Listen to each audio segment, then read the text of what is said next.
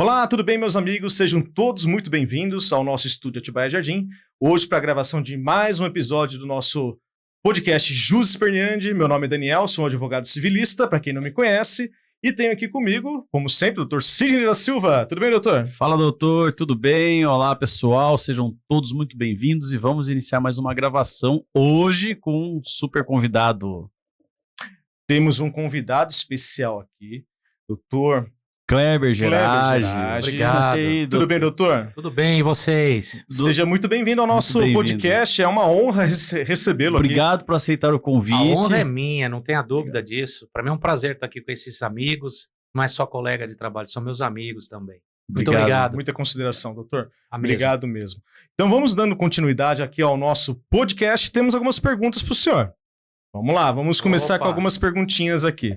Doutor, antes de a gente entrar em algumas perguntas mais específicas, eu queria saber primeiro, aonde o senhor se formou, né? É formado em Direito? Qual faculdade? Qual a tua especialização?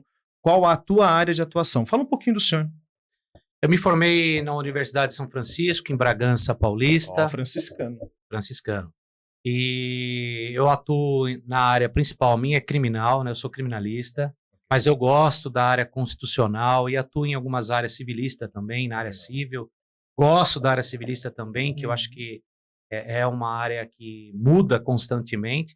Mas o meu desafio do dia a dia realmente é a área criminal. Eu acho que, para mim, para quem é criminalista como o Dr. Sidney, que a gente sabe o quanto é a advocacia criminal importante para a defesa da sociedade, né, do cidadão. Eu sempre falo que nós defendemos a palavra, o cidadão, né? Então, eu venho dessa linha de combater mesmo, ir para, como disse, para porrada no bom direito, né? Porque as pessoas acham que a porrada é ir no braço. Não, a porrada no bom sentido. Na caneta. Não temos que ter medo, né? Temos que enfrentar, até porque o lado criminal, o lado penal, para quem defende, já é o lado mais difícil, né? Sim. Nós já estamos do lado mais difícil, que é o lado daquele que quem já sofre é aquele que está sendo acusado. Independente do grau do crime, o que quer que seja.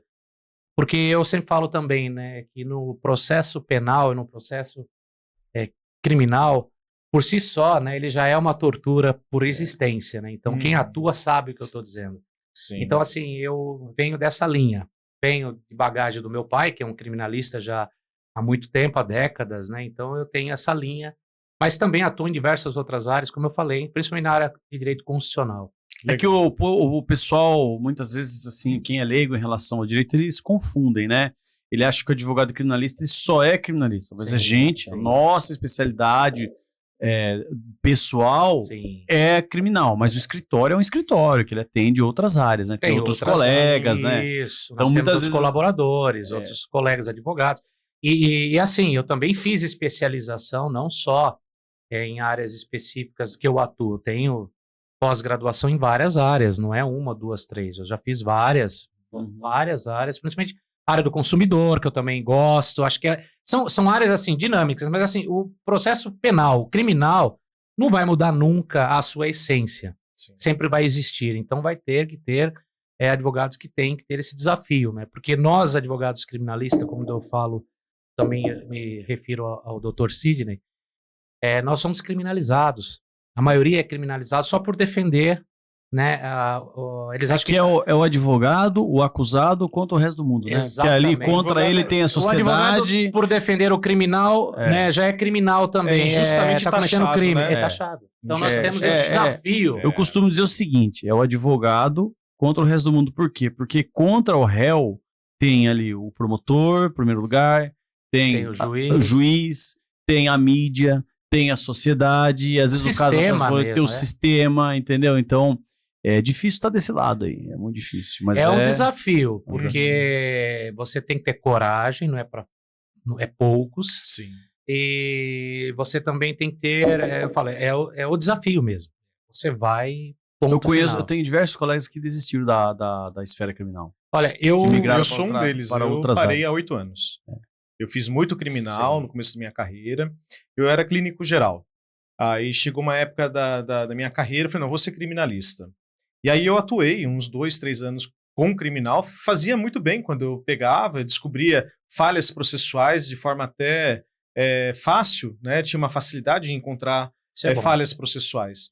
Contudo, eu não tive mais coragem de continuar, a minha história, não tive coragem de continuar na área criminal, não era por causa de promotor ou de juiz, mas por causa de familiares de clientes. Eu sei o que você está dizendo. Entendeu? É difícil. Então, assim, eu não tinha medo de advogar, mas os familiares embrulhavam meu estômago, aí eu desisti. É uma coisa que eu sei o que você está dizendo, porque eu passo por isso.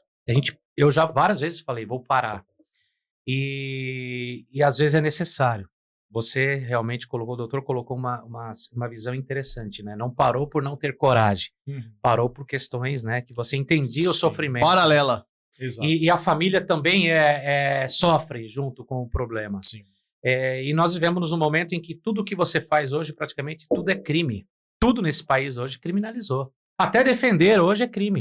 Sim. No bom sentido é isso. Que nós Receber os honorários. Essa você semana... está recebendo dignamente seu honorário, dinheiro do crime. Eu vou saber de onde que é que não tem que cuidar disso. É Receita Federal, não tô nem aí. Exatamente. Pra mim tá entrando limpo com sorte no trabalho, né? O advogado hoje, infelizmente, nós advogados, estamos sendo a última linha de representatividade da sociedade. Sim. Tudo é nas nossas costas. Inclusive a responsabilidade. Porque tudo cai nas nossas costas. Se você fala pelo WhatsApp com o cliente, é antiético, que não está presencial. Se você deixa de falar, é antiético que você não respondeu ao seu cliente. Tudo isso é consequência do que nós estamos vivendo hoje. Por quê? Aí é que eu volto a dizer, até estava falando com o doutor sobre a questão de prerrogativas, porque nós não temos advogados também da área específica que atuem na prerrogativa de maneira adequada. Verdade. A prerrogativa é todas as áreas, tem violação no civil, no criminal. Todas. Mas eu acho que tem que ter as divisões específicas. Para tratar de criminal, é criminalista, civilista, vamos lá. Não, o que acontece é generalizar, aí você é penalizado por fazer a defesa, às vezes um pouco mais incisiva. O advogado criminal tem que ir para porrada quando eu falo nesse sentido. Você não vai entrar numa audiência e ofender ninguém. Não é isso, né? Quando eu falo que ser um pouco mais duro, né? Tem que ser. Na escrita, de criticar, né? Tem que ser, porque nós enfrentamos o quê? Vem tudo errado já para nós. A maioria do que já vem é boletins de ocorrência fraudulentos, com versões mentirosas, e você só descobre que aquilo realmente é a verdade pura, né, a busca da verdade real, quando se grava. Se gravou, aquilo realmente é. E se não gravou? Não é. Então, e a maioria dos crimes hoje é feito na calada da noite. Exatamente. E existe várias inversões, né? Então nós temos que ter esse cuidado. Como é que eu te falei que de uma pergunta surge diversas, né? Foi só a primeira. Olha que você falando, a gente está falando da porrada, do nosso munus como criminalista. Por toda essa demanda que você tem, toda a sua atuação junto à sociedade, não só a advocacia, você se sente um advogado polêmico? Eu me sinto um advogado que busca enfrentar o sistema de buscar justiça. É isso que eu vejo. Por exemplo, eu postei esses dias na minha rede social um acórdão interessantíssimo, da qual eu fui vítima de uma perseguição institucionalizada do sistema judiciário e da polícia aqui em Atibaia. Isso aconteceu, eu fui condenado em primeira instância de um fato absolutamente inócuo, recorri para o tribunal. O doutor mesmo fez sua defesa? Eu mesmo. E eu, no tribunal, através dessa revisão criminal, fui absolvido por uma questão que eu tinha sido acusado de eu falsificar minha própria assinatura num documento meu mesmo, que eu fui buscar um direito meu na Câmara Municipal. E abriram inquérito, fizeram todo aquele auê, e o tribunal, o relator foi muito incisivo em dizer o seguinte, que ele causou estranheza de que um fato como esse, inócuo, absolutamente sem sentido, foi instrumentalizado politicamente no processo penal e para abertura de inquérito policial para perseguir eu. Então isso virou para mim... Foi reconhecido a perseguição política? Foi aqui em Atibaia. E depois disso eu tive que enfrentar esse sistema de que forma? Peraí, pessoal, existe o Kleber pai, o Kleber marido, o Kleber advogado e o Kleber cidadão. E nesse meio, eles não fazem essa diferença. Não divide. E eu sou uma pessoa por eu me envolver em questões polêmicas, mas sempre voltado ao respeito, à ética, às questões de enfrentamento, mas eu nunca vou estar do outro lado ofendendo o meu colega, que esteja contra por exemplo, ao lado adverso. Sim.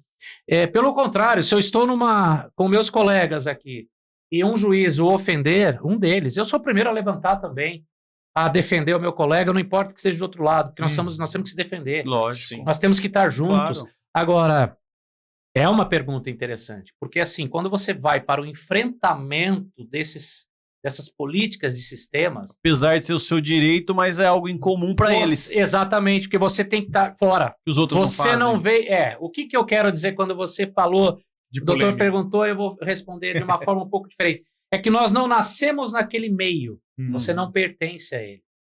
Então, eu tive que, para ser respeitado, enfrentar. Então, para me impor o respeito, eu tive que enfrentar. Mas eu não baixo a cabeça para ninguém. Eu jamais também dou motivo para eu ofender alguém. Isso nunca vai ter de mim. Eu costumo dizer o seguinte, e eu tenho isso para mim, como advogado. A gente pode até ter um X nas costas, ou qualquer advogado que seja. Sim. Mas a segunda instância existe para corrigir isso. Exatamente. Quem tira o X das costas é a segunda instância. E tem a segunda e tem a terceira, entendeu? E nós também erramos.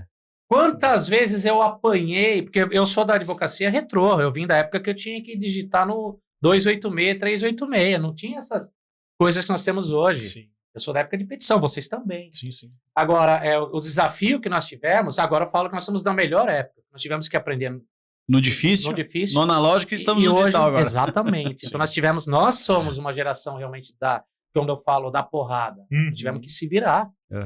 Então, a polêmica é nesse sentido. Que eu falo, às vezes eles acham que aquilo não te pertence.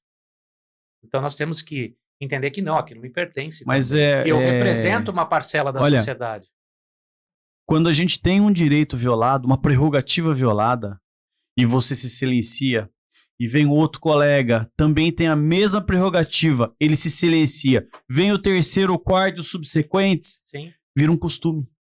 Vira um costume, que inclusive o costume é uma fonte do direito. Também. Vira um costume. Aquela prerrogativa, ela vai ser tida como não válida. Apesar de estar em vigor na legislação, ela passa a ser não válida. Por quê? O subsequente de colegas, advogados que deixou ser violado e não se manifestaram, fez com que virasse um costume aquilo.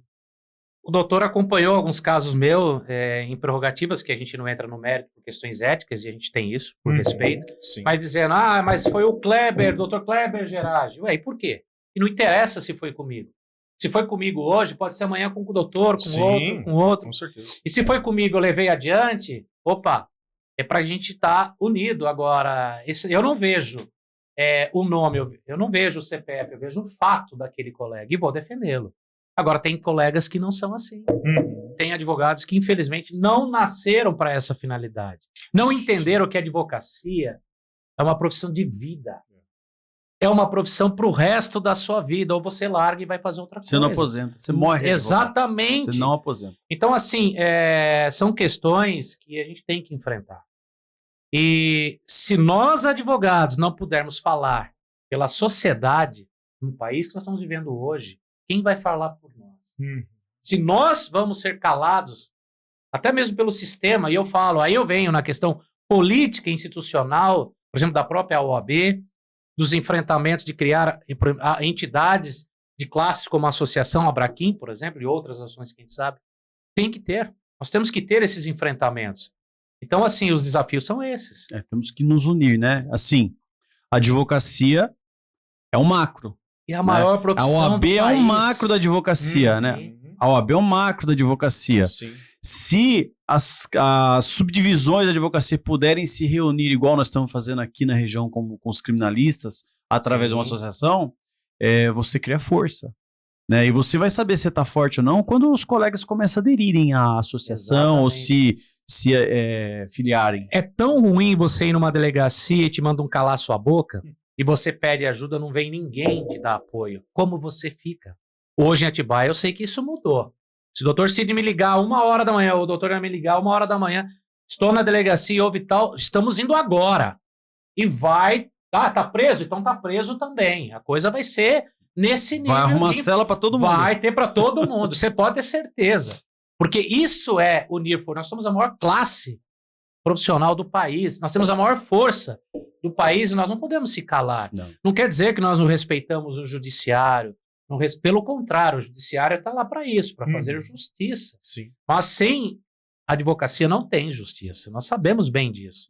Então, assim, eu não me considero um advogado polêmico, eu me considero um advogado de coragem, porque eu enfrento os desafios que foram me passados. Então, acho que, assim, isso é um diferencial. Não se calou diante. Quero pegar esse gancho que o doutor falou sobre prerrogativa e queria perguntar, o que mais marcou na tua carreira de alguma autoridade que tenha ferido a tua prerrogativa, não ter respeitado a tua prerrogativa? Algum fato que marcou a tua vida? Olha, vou te dizer um fato interessante, que tem várias representações na comissão de prerrogativas, no Conselho de Prerrogativas aqui em Bragança, por exemplo, é o fato de eu buscar o meu direito de buscar, por exemplo, meus honorários, destacar meus honorários do meu contrato para mim não ter que receber o dinheiro do meu cliente, o cliente recebeu dele ou o meu, e o juiz falar que não pode. O juiz falar que não pode, que eu não tenho esse direito. Como não? Então, mas aí é que vem a questão.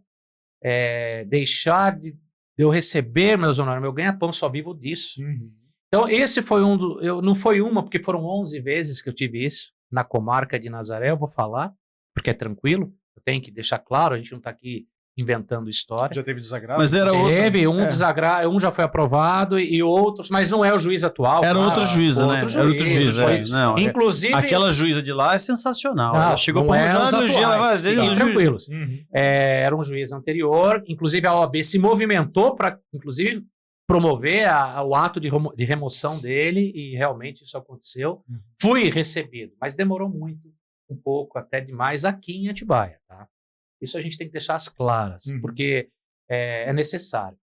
E o outro fator que me deixou um pouco, assim, indignado mesmo, é a autoridade que não é mais delegado, por exemplo, ocupou um cargo político na prefeitura, estava num cargo de secretário, e lá ele se achar que era o delegado, que não, aqui você não vai pegar o processo administrativo, você não vai ter acesso. Não, vou, e tive. E é um caso que aconteceu recente, o doutor até atuou, inclusive, na comissão de prerrogativas, e são coisas assim, que às vezes a pessoa acha que é uma autoridade, acha que é para o resto da vida. Aquilo é para ele. Esquece que ele sendo autoridade, ele é o primeiro a ter que me valorizar e me respeitar. Sim. Mas enfim, são questões assim, de achar que o advogado está sempre no último degrau. E isso não dá mais. Isso não dá para me aceitar. Eu não vou aceitar. Eu sou daquele advogado, se tiver que entrar numa audiência para sair preso, eu vou. Então tá bom, vamos embora. Mas vai ter as consequências. Claro, preso num sentido de que eu falo de guerrear, de lutar, se eu tiver que... Nesse sentido eu vou, não tenho medo. Doutor, fora essa questão que você falou agora, você já teve algum caso específico de perseguição de alguma autoridade? Olha, eu não me sinto perseguido. Nunca teve nenhum caso específico? Não. Às vezes você sente que quando você entra com desagravo contra um juiz, você sente que o cartório te olha, o pessoal lá te olha um pouco diferente. Mas não é só percepção. Você vê que não é pessoal. Eu nunca levei. E também se estiver falando de mim, eu não ligo, porque cada fato é um fato isolado. Agora, eu hoje tenho certeza que sou um dos advogados que mais tenho representações de violação de prerrogativas aqui hoje em Atibaia e na região. E eu não vou deixar de fazer. Porque eu também eu sou um advogado de demandas, né? De fronte mesmo. Sim.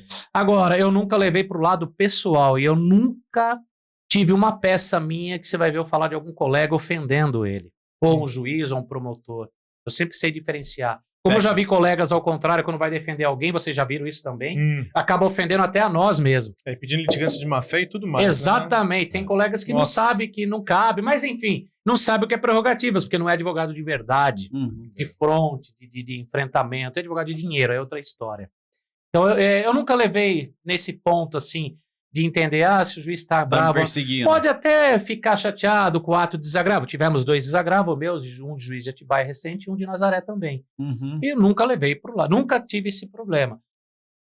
Às vezes você sente num despacho ou outro que é para você ali, mas é só naquele momento, você vê que dá para enfrentar. E outra, não está certo aqui, vamos para o tribunal, existem as outras instâncias, eu não vou discutir aqui. Acabou. É isso. Sim. Eu queria perguntar, doutor, sobre a tua central de denúncias. O senhor tem uma central, não é? Como que chama? Centro de Denúncias. Centro de Denúncias. Que é uma entidade, incrível que pareça, foi criada em 2004. É uma entidade com CNPJ, tudo? Documentado, claro. Se eu não tivesse, eu tava... Aí vem a perseguição institucionalizada de colegas, até mesmo advogados que ocupam cargos políticos, que aí eu falo que são pessoas que não advogam, que têm a sua carteira para poder atuar em questões políticas de cargos políticos por dinheiro, que vem te perseguir e tentam te intimidar com questões processuais. É uma entidade que foi criada em 2004, é uma associação. Doutor nem era advogado ainda? Não, ainda não. Para você ter uma ideia, eu fui voluntário lá, para vocês terem uma ideia. Eu era estudante e eu me formei em 2008. Eu sou da última turma que fez, acho que o exame da ordem, eu sou de 2009. A entidade foi criada legalmente, com CNPJ, registro civil, tudo que você imaginar. Porque senão tudo. Senão eles vinham pra cima. Já vinham sem eu ter, imagine se eu não tiver. Você tá louco. Eu tinha que estar o mais legalizado possível. E o que te motivou, doutor? As injustiças. Você vê que, por exemplo, como Atibaia, eu nasci aqui, e você vê que tem coisas que para Atibaia hoje cresceu demais, sim. Então hoje a gente tem movimentos sociais, tem esses colegiados que a gente, de todos os segmentos, que tem que ter. Mas naquela época minha, quando eu comecei, eu fui o primeiro presidente da associação da União dos Estudantes de Atibaia. Eu criei a primeira União Municipal dos Estudantes de Atibaia legalizada. Existia de fato e não de direito. Eu sempre quis fazer o contrário, no direito mesmo. Então nós fundamos a primeira vez, o primeiro Grêmio Estudantil em Atibaia, no Gabriel da Silva, legalizado com estatuto. Que legal. No Major Juvenal Alvim, criamos o primeiro Grêmio Estudantil legalizado com estatuto. E de lá, nós conseguimos criar a União Municipal dos Estudantes, em 97. Também legalizada, com estatuto em cartório, tudo isso bonitinho. Então eu sempre quis fazer nesse comportamento. E fazer parte da história mesmo, mas legalizado, porque é isso que nós temos que fazer. Então eu tive esse cuidado de ser um dos fundadores, com outros colegas advogados que já eram na época. Doutor, qual que é o alcance desse central de denúncias, no sentido de você pega uma situação acontecendo, você pode chegar em qualquer instituição e oficializar uma reclamação em nome da central, exigir providências, seja numa promotoria, seja numa prefeitura, seja numa polícia florestal? O centro de denúncia começou em Atibaia. Depois nós conseguimos mudar o estatuto para Centro Nacional de Denúncia. E aí nós tivemos que mudar para Centro de Denúncia do Brasil. Nós mudamos porque foi alterando para modernizar. E hoje ela existe em todos os segmentos dos estados federativos. É uma entidade que cresceu. E ela atua em todos os níveis. Em municípios, estados e em nível federal. Então, ela segue o quê? Defesa dos direitos de cidadania. Tudo que é direito do cidadão, é isso que nós levamos ao conhecimento das autoridades quando há uma violação de direitos. E é isso que nós fizemos. Mas o que aconteceu? Eu resolvi me afastar dessas atividades mais efetivamente, justamente por causa da advocacia. Porque ela consome demais.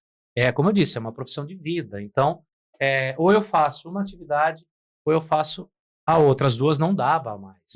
Então, eu foquei hoje na minha carreira jurídica, na minha carreira acadêmica jurídica também, porque eu continuo estudando, fazendo meus cursos de extensões e tudo mais, minhas pós, porque a gente não pode parar no tempo, né? Então, hoje eu foco nisso. E outros colegas agora que seguem com o centro de denúncia e com certeza... E funciona com outros colegas tocando. Eu continuo como presidente de honra, né? Por eu ter sido um dos fundadores e ter me mantido um bom tempo, mas hoje eu resolvi me afastar por questões mesmo de trabalho, focado mesmo na minha vida acadêmica, que eu resolvi focar nisso mesmo, Sidney. Então é uma coisa que... E vou dizer, eu tenho que dizer, infelizmente nós vivemos num país em que ainda... A gente acha que exerce cidadania. Não exerce. Nós vivemos uma falsa cidadania. Infelizmente, vocês sabem o que eu estou dizendo como advogados, porque quando você ter que entrar, em pleno 2025, você ter que entrar na justiça para conseguir um medicamento, às vezes para uma criança com autismo, sendo que é garantido constitucionalmente, ou mesmo em 2025 você entrar na justiça para garantir o direito de uma vaga numa creche, Então você vê o quanto nós vivemos numa cidadania que de fato não existe. Não existe. E aí eu não vou nem entrar na polêmica de como está hoje o judiciário. O judiciário hoje é mais político do que quem está no meio político. Então, se a gente for por esse caminho, então... Pegando o gancho, vou pegar o gancho, calma aí. Falamos sobre política. Nas últimas eleições para prefeito de Atibaia, o doutor estava como candidato. Verdade, senhor como candidato. Fui candidato por um partido de direita. Fala um pouquinho pra gente. Eu fui candidato numa eleição que foi 8 candidatos.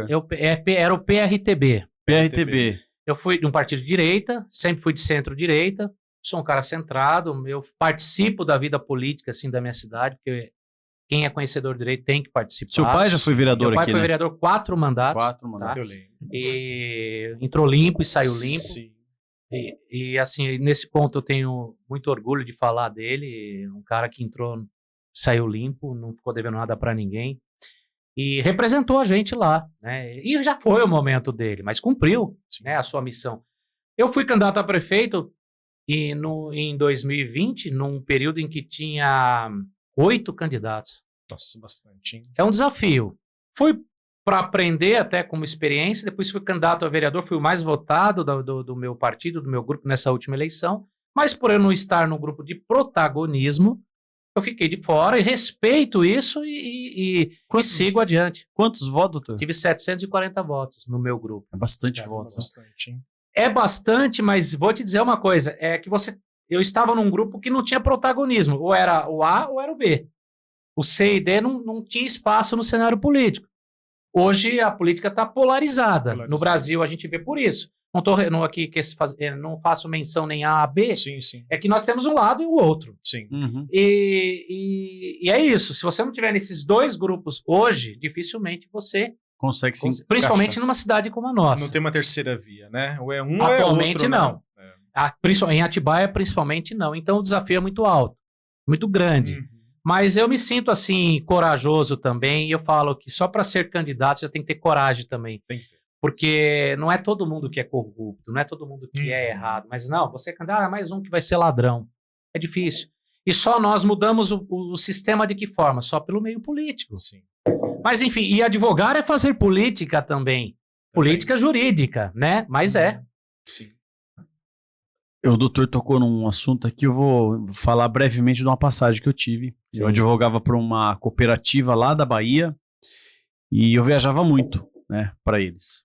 E certa vez ele falou assim para mim, o presidente falou assim, doutor, precisamos ir para Salvador conversar com o superintendente da Polícia Rodoviária Federal porque nós estamos tendo, era uma cooperativa de transporte, estamos tendo problema numa base de Vitória da Conquista que está apreendendo todos os nossos veículos quando passa lá. E eu tinha uma liminar. Nós tínhamos uma liminar que determinava a abstenção da NTT de apreender os veículos dos nossos cooperados. Certo. E aí, quando o motorista apresentava a liminar para o PRF nessa base, o PRF falava com esses termos. Esse papel para mim, papel higiênico sujo, é a mesma coisa. Nossa. E aí o presidente um dia me ligou e falou, você precisa fazer alguma coisa, doutor. O cara tá desmoralizando o seu trabalho, e advogado. E a justiça. Entendeu? Tá. Judicial. E aí eu peguei e falei pra ele, olha, eu tô te contando um contexto porque eu vou te contar o desfecho, que é o interessante que tem a ver com o nosso assunto.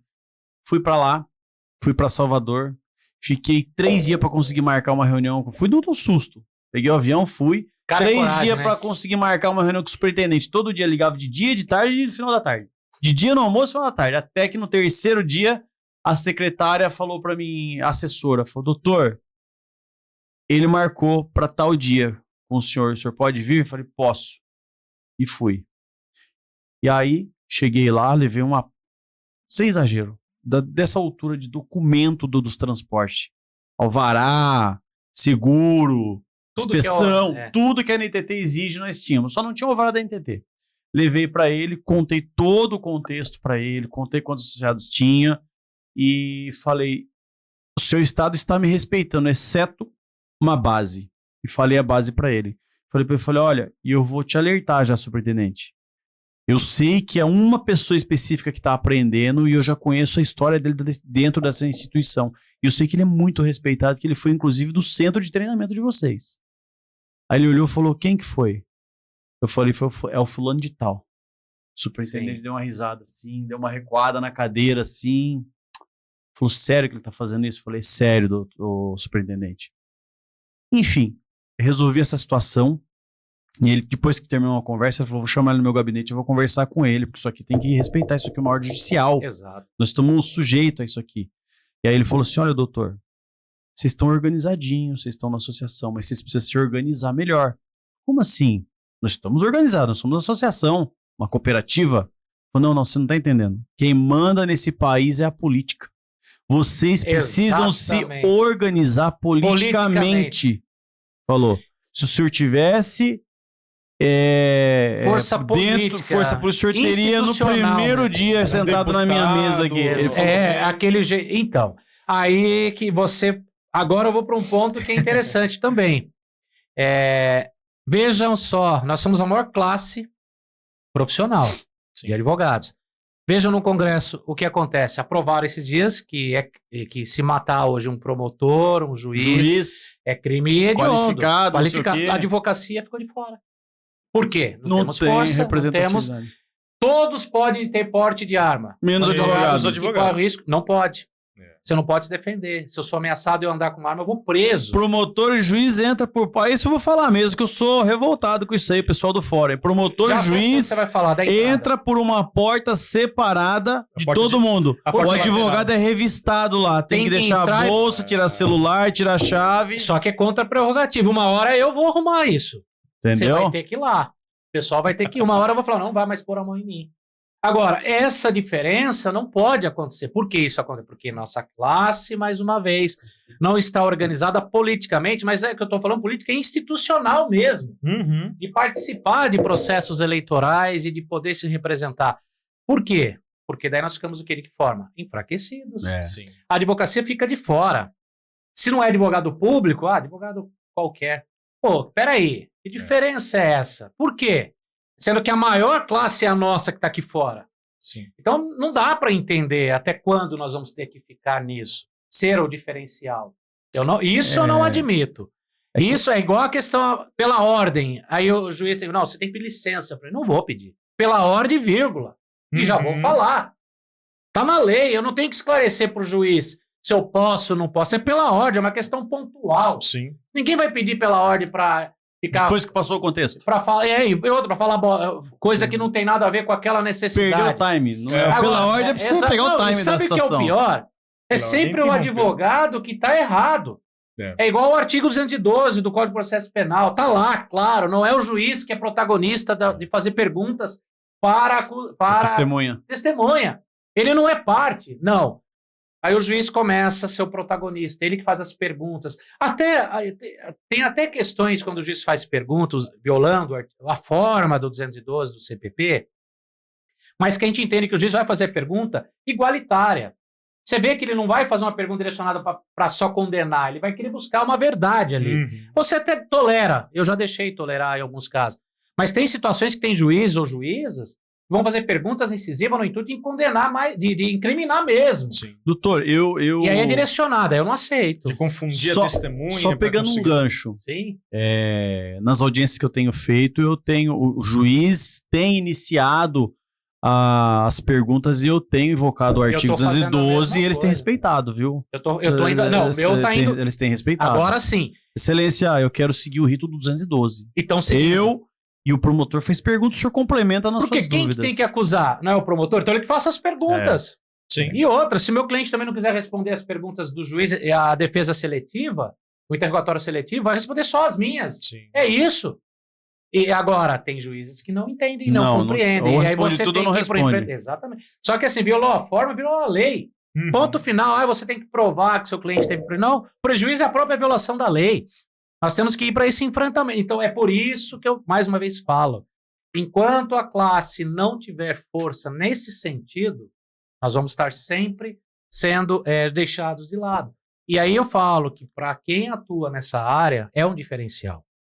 Não é simplesmente você se aventurar em buscar... vou defender que é bonito no criminal. Não é, não. E eu fazer uma pergunta para vocês que são criminalistas, que eu gosto muito, mas não atuo.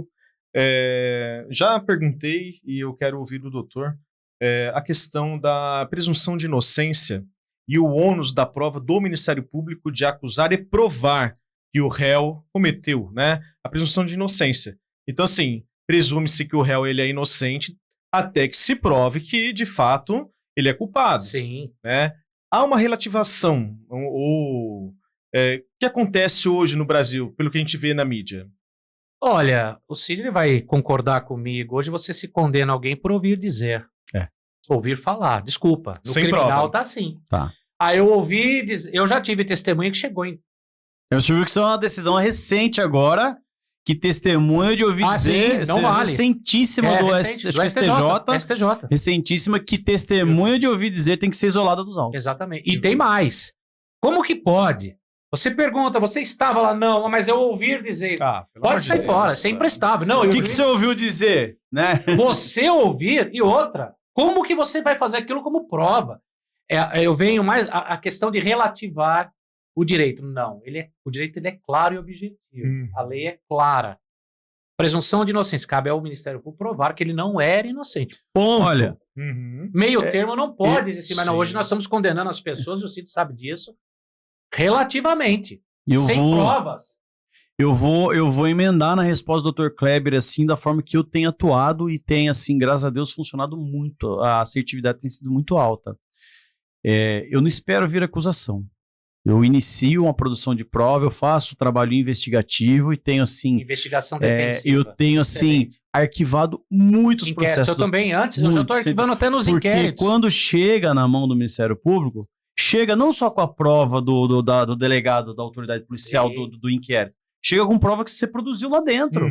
Você entendeu? Do contrário, o que a polícia faz? A polícia só investiga para trazer provas para incriminar o cara. Ela não, por exemplo, se o cara fala ali, mas eu não fiz isso que eu tava em tal lugar, ela não vai pedir o sinal da herb do telefone do cara para vivo. Exatamente. Se lasque. Ela vai trazer a prova que indica que ele cometeu o crime. Erra o advogado que aventura ser criminalista e acha que no inquérito policial você não pode produzir prova e o contraditório. Claro que pode e deve. Você pode, inclusive, indicar testemunhas para serem ouvidas, requisitar inclusive, como o doutor falou, as identificações de celular nos locais que necessário. Você pode e deve exigir as diligências. Se você deixar ser conduzido só pelo Estado, o Estado vai buscar o que lhe interessa. Acusar. Quantos casos eu consegui arquivar, realmente chegou no Ministério Público? Não, eu arquivo por falta de prova. O Estado conversa... Você diligenciou. A investigação, a autoridade policial, o único interlocutor que ela conversa obrigatoriamente é o Ministério Público. Exato. Então o que ele vai fazer? Ele vai produzir as coisas para esse cara aqui. Se o acusado, o investigado, não constitui um advogado para fazer o outro lado, não é obrigatório o contraditório durante a investigação, não é obrigatório. Risco fatal. Aí a canetada é certa. A canetada é mais certa que ele vai ser denunciado e vai responder ao processo que você imagina. Entendeu? Porque aí fica mais difícil. Então, resumindo, na minha época de faculdade, tive aula com Adolf Rama. Ele é muito Rama foi meu professor. Meu professor de direito penal. Vocês produzem a chamada prova diabólica. A gente chama de investigação defensiva. Mas olha, vocês só mudaram o nome. Sim, ficou mais bonito. No lógico é isso. Antigamente, cabia o Ministério Público provar. Agora, vocês produzem prova de que ele na não lei praticou. É isso. Que doido. É o artigo 56 do CPP, né? A prova incube a quem alega. Então, assim, quem alega que ele cometeu o crime foi o MP. O MP que tá falando que ele cometeu. O MP tem que provar que ele cometeu. Só que tá tão escracho o negócio, tá tão escracho, assim, é que a gente... vai um pouquinho pela ciência, pelo que diz a lei, doutrina, mas é tão escracho que o promotor, a acusação, não tem o zelo de fazer a subsunção dos fatos à norma.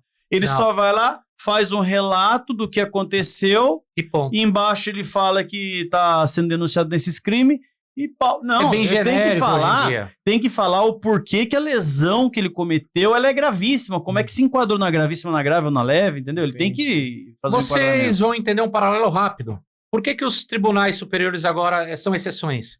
Nenhum recurso mais de ninguém sobe. Não sobe. Excepcionais, eu estou falando, o especial e o extraordinário. RESP-RE.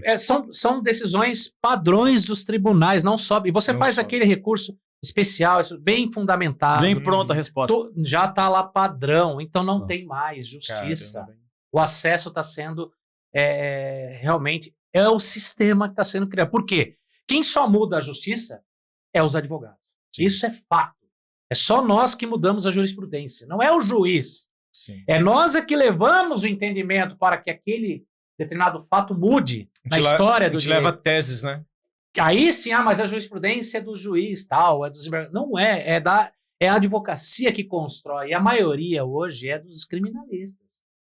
E vou dizer para você, aonde nós estamos vendo, aí eu vou mais uma vez, não vou polemizar e não é isso, mas nós estamos vendo decisões, às vezes, do Supremo Tribunal em relação ao que nós acompanhamos aqui embaixo, e você vê que absurdo. Não dá mais... Exatamente. Absurdo. Principalmente na área criminal. Absurdo. Principalmente perseguição na área penal, clássica. Aí você falar... Tribunal de exceção. Você falar que a nulidade é relativa quando se viola o artigo 212 do CPP, sendo que tem que provar que o réu teve prejuízo. Se ele já foi condenado, a própria condenação é o prejuízo.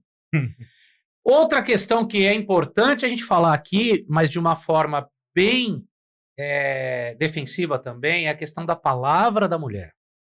A questão, por exemplo, na Lei Maria da Penha é muito importante, é fundamental, a mulher é vítima mesmo. Isso a gente sabe que é padrão no Brasil, a violência feminina contra a mulher é muito grave. Mas se você chegar num processo penal e você está defendendo aquele que está sendo acusado, ok.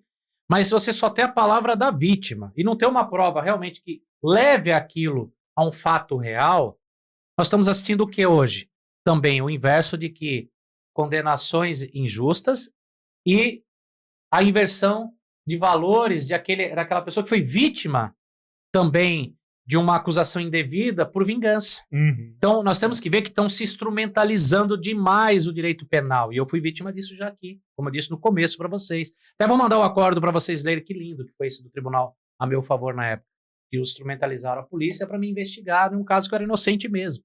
Então, você vê que nós temos que ter dois lados da moeda. Olha, não, realmente, se o cara agrediu, bateu, tem que ser condenado. Sim. Nosso dever, se não é absolver, é que ele diminua a pena. Eu soltei um vídeo essa semana falando sobre isso, semana passada, acho. Sobre isso, exatamente. Sobre eu sou a favor de que haja punição rigorosa, mas que não instrumentalize isso para perseguição. Gente, mas vocês estão falando de uma área criminal que a gente atua muito. Exato. Olha só, trazendo uma coisa do cível. Muitos processos, muitos processos da Lei Maria da Penha têm sido instrumento de mecanismo de vingança. De vingança da mulher. Entendeu? Divórcio, eu costumo falar, né? Eu faço bastante divórcio e tal. Eu costumo falar que 90% do divórcio é rancor, é ódio. O amor vira o ódio, entendeu? Né? Então, assim, você tem 90% de ódio, de raiva e 10% de direito. Se discute muito pouco direito para satisfazer uma raiva interna das partes. Eu quero me vingar daquele que não está comigo, porque...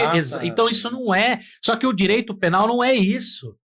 O direito não é, e não deveria ser. Não deveria ser isso. Podemos dizer, então, que é um modelo Pincher? É metade tremedeira e metade ódio. É mais ou menos isso. Mais ou menos isso, olha. Mais ou menos isso.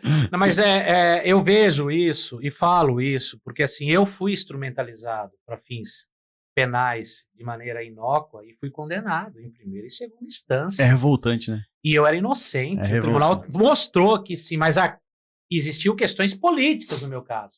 Entendi. E não Qual que era a acusação, doutor? Eu fui acusado porque eu teria falsificado uma assinatura minha de um protocolo meu mesmo na Câmara Municipal, de um documento que eu fui pedir alguma certidão pública na Falsificar a própria assinatura? Não, é uma coisa tão inócua que ficou claro isso lá. Só que assim, instrumentalizaram, fizeram tudo, eu fui condenado, e vai. E aí você fala, onde está a justiça? Quem tem que promover justiça, promove o quê? O ódio. E você é condenado, às vezes, injustamente mesmo. E eu fui absolvido. Tive dezenas de outros processos? Tive. Criminalista não tem que ter medo. Eu tive que estudar para me defender. Eu tive que ser advogado para mim poder me autodefender. Ele é meu advogado. Para você ver. Agora, se nós... Não tem emoção para me defender. Não, e eu vou dizer de verdade. Se a gente não começar a mudar realmente o cenário, porque vou ser sincero para vocês, a justiça, para quem tem realmente condições financeiras mesmo, esquece que chega lá no Supremo. Quem não tem, não sai dos tribunais. É isso aí. Não sai dos colegiados, simplesmente é isso. Nenhum sobe. Eu tive raras exceções de recursos especiais meus, ou extraordinários que subiram. Raras exceções. E não é por falta de conhecimento e técnica jurídica. É porque não é o caminho ali. Eu já ouvi falar que existem escritórios específicos em Brasília. E você tem que contratar eles. Que aquele escritório em Brasília sobe. Aí você vê, porquê, né? Então, aí você vê a politização do judiciário, quando eu falei que o judiciário hoje é mais político do que quem está no meio político. Verdade. Aí eu te falo, por que muitos ministros têm mulheres e parentes que são advogados em escritórios de alto nível? Eu não estou aqui questionando. Eu adoro ser escritório de pequeno padrão mesmo, de frente, porque eu sou... se é advogado de porta da cadeia, sou onde tiver injustiça, até na porta da cadeia, estarei lá. Se teve injustiça lá na porta da cadeia, estarei lá, sim. Por que não? De qualquer porta, inclusive. De qualquer porta. Então eu sou advogado de porta de cadeia nesse sentido figurado. Sim, lógico. Que é isso? É injustiça? Porque quem é advogado de verdade não fica em gabinete. Sim. Eu não despacho nem com ninguém.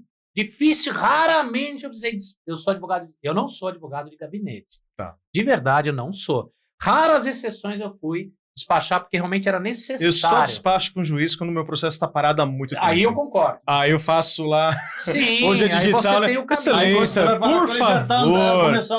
Mas vocês entenderam o que eu quis dizer. O advogado de gabinete... Sem pedir favor para juiz. Exatamente. Faz lobby. Meu, advogado pede, eu só peço. É isso que eu faço. Sim. E é isso que eu vou sempre fazer. Doutor, mais alguma pergunta? Tá, porque nós estamos caminhando para a etapa final. Muito bom. Doutor, a gente tem um hábito aqui, não sei se você costuma assistir aos podcasts que nós fazemos aqui, de pedir para que o convidado conte um caso prático, pode ser da área penal, que às vezes algum caso que marcou, a título de ensinamento, de aprendizagem aqui para o nosso telespectador.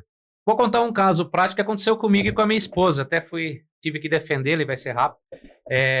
Eu comprei um imóvel. Quando eu casei, eu comprei um imóvel em Nazaré, em Bom Jesus Perdões. E por questões também políticas, alguém me denunciou que eu estaria usando o meu endereço falso em Bom Jesus Perdões. E aí me chamaram na delegacia para que eu pudesse levar minha esposa para comprovar se realmente eu morava lá, se o endereço era meu e era dela. E eu tive que, até isso, enfrentar na justiça, provar no inquérito policial que ali também era minha casa, que eu estava mudando para lá, e minha esposa ia cuidar das minhas coisas lá, porque a gente estava mudando para lá. Então, claro que o meu endereço ia ser lá, para fazer as entregas das minhas mercadorias, das coisas que eu comprei para minha casa, coisa básica de quem casa. Eu tive que ir lá defender minha própria esposa, porque disseram que eu estava fazendo um endereço laranja. Nossa. Você vê? A título do quê? A título de perseguição política. Porque disseram que eu não poderia mover mais ações em Atibaia, em causa própria, por exemplo, porque meu endereço não era mais de Atibaia, era lá de Bom Jesus Perdões. Por questão de competência territorial. Só que eu tenho meu endereço de Atibaia, sempre tive. Tenho de lá. A gente pode ter diversos domicílios. Exato, mas é que tem pessoas que não entendem isso. E aí até isso abriram inquérito policial e eu acabei, claro, o inquérito foi arquivado e eu tive que atuar e tive que ir lá defender minha própria esposa, que nunca se envolveu com questões políticas e nem de questões da advocacia, acabou sendo chamada também. Respingou, né?